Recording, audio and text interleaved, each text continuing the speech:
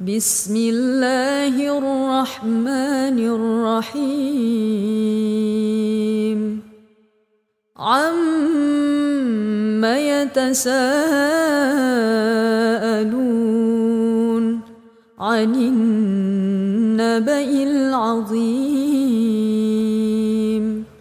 الذي هم فيه مختلفون كلا سيعلمون ثم كلا سيعلمون ألم نجعل الأرض مهادا والجبال أوتادا وخلقناكم أزواجا وجعلنا نومكم سباتا وجعلنا الليل لباسا وجعلنا النهار معاشا وبنينا فوقكم سبعا شدادا وجعلنا سراجا وهاجا وأنزلنا من المعصرات ماء ثجاجا لنخرج به حبا ونباتا وجنات ألفافا إن يوم الفصل كان ميقاتا يوم ينفخ في الصور فتأتون أفواجا وفتحت السماء فكانت أبوابا وسيرت الجبال فكانت سرابا إن جهنم كانت مرصادا للطاغين مآبا لابثين فيها أحقابا لا يذوقون فيها بردا ولا شرابا إلا حميما وغساقا جزاء وفاقا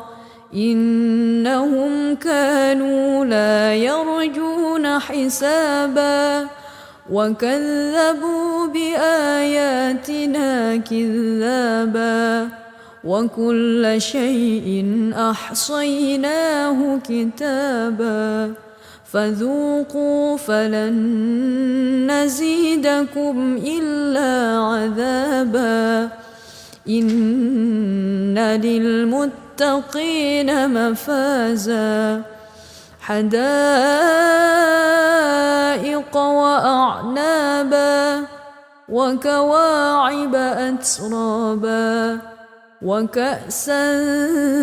دهاقا لا يسمعون فيها لغوا ولا كذابا جزاء من ربك عطاء حسابا رب السماوات والأرض وما بينهما الرحمن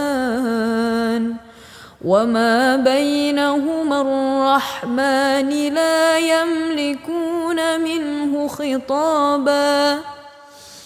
يوم يقوم الروح والملائكة